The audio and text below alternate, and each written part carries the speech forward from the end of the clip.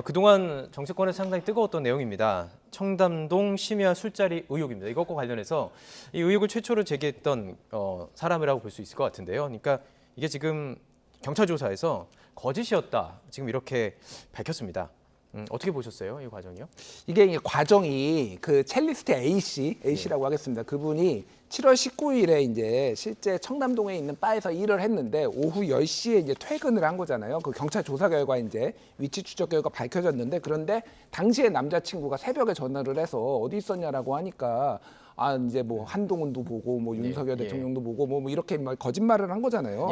지금 그러니까 근데 한 명의 거짓말이 이렇게 좀 황당하게 나라가 전체가 이렇게 시끄러운 일이 됐다라는 것 자체가 조금 개인적으로 황당합니다. 그러니까 이거를 검증할 과정이 분명히 있었거든요. 왜냐하면 이제 남자친구가 전 남자친구 헤어진 다음에 그 이제 제보를 했고 더 탐사라는 곳에서 전 열린공감 TV의 멤버들이 있는 그 더 탐사라는 곳에 제보를 했고, 그게 이제 김우겸 의원과 연결된 건데, 그 더 탐사의 취재 과정 그리고 김우겸 의원의 합리적 의심 이런 것들이 충분히 걸러질 시기가 있었는데, 그런 것들이 좀 확증 편향 그리고 이거에 대해서 조금 내가 좀 뭐 선제적으로 치고 나서 공을 세우겠다 뭐 이런 것들이 막 겹쳐지면서 여기까지 온 것에 대해서 개인적으로 조금 진짜 안타깝고 깝깝하다. 그리고 이 부분에 있어서는 뭐 김우겸 의원이 잘한 게 없기 때문에 어떤 식으로든 뭐 좀 책임을 져야 되지 않나 그렇게 보여집니다. 자, 그러면 저희가 녹취를 하나 좀 듣고 오겠습니다. 김우겸 의원과 한동훈 법무부 장관의 설전이 있었죠. 저희가 좀 준비해봤습니다. 들어보시죠.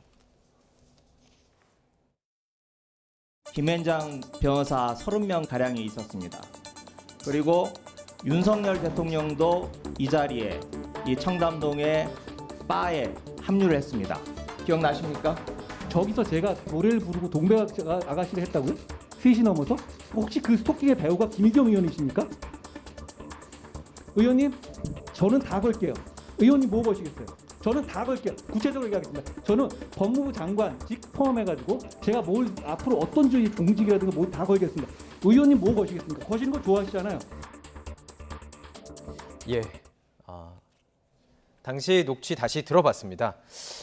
그냥 여쭤볼게요. 이거 어떻게 보셨어요? 이 과정들을 좀 보시면서 생각하신 게 있을 텐데. 아니 저희가 나오는 사이에 저희들끼리 얘기했지만 다 기자 출신이잖아요. 저희들 있을 수 없는 일이죠. 뭐 저게 기본적으로 육하원칙에 전혀 맞지 않고, 그다음에 나중에 보니까 그 첼리스트가 그러면 김의겸 의원이 한번 전화를 한 적이 있습니까? 전화를 해본 적도 없습니다.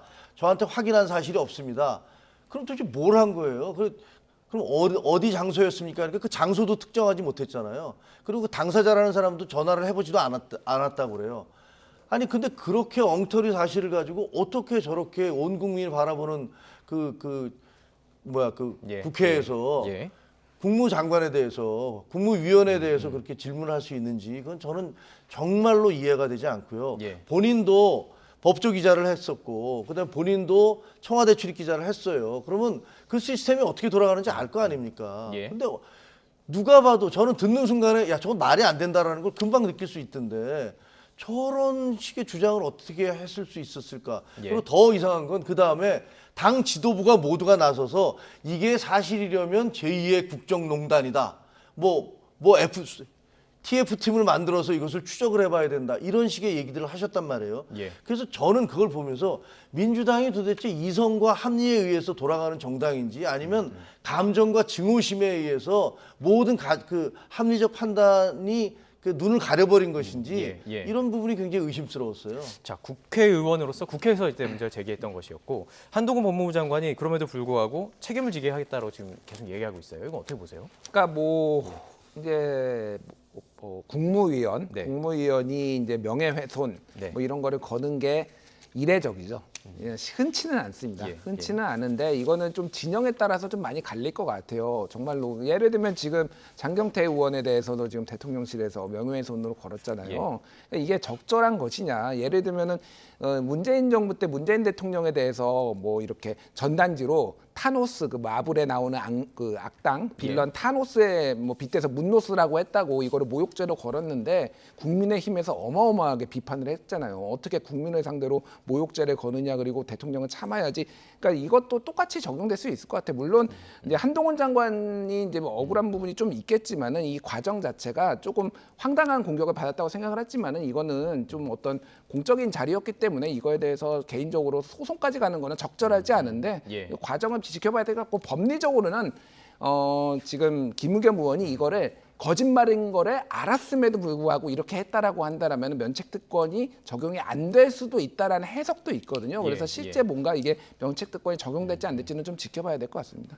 예, 알겠습니다. 오늘 짧게 한마디만 해줄게요. 저는 한 가지 당부드리고 싶은 게 있어요. 민주당한테.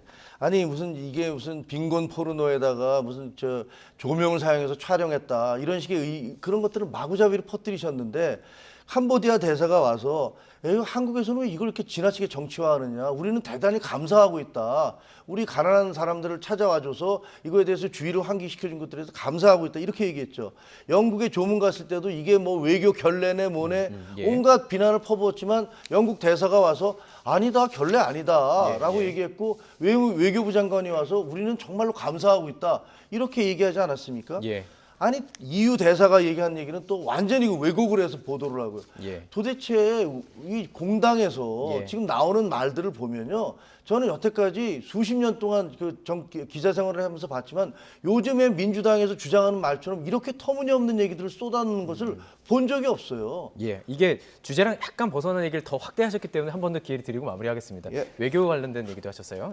뭐 그러면은 우리나라에 와가지고 영부인이 한 거를 그러면은 기분 나빴다라고 할 외교적 수사가 있겠습니까? 외교적인 그런 제스처가 있겠습니까? 뭐 저거에 대해서는 적절한지 여부는 그 주최국에서 판단한 프로그램에 안 간 것, 뭐 기타 등등해서 국내적으로 논란이 되는 데에는 다 이유가 있는 거죠. 그래서 그거를 뭐 알리바이로 삼을 필요는 없고 다만 민주당에서 좀 실책한 부분에 있어서는 저는 적절한 의견 표시가 좀 있어야 되지 않을까 그렇게 보여집니다. 알겠습니다. 여기까지 듣도록 하겠습니다. 김종혁 국민의힘 비대위원, 김준일 뉴스톱 대표 두 분과 함께 이야기 나눠봤습니다. 고맙습니다. 고맙습니다.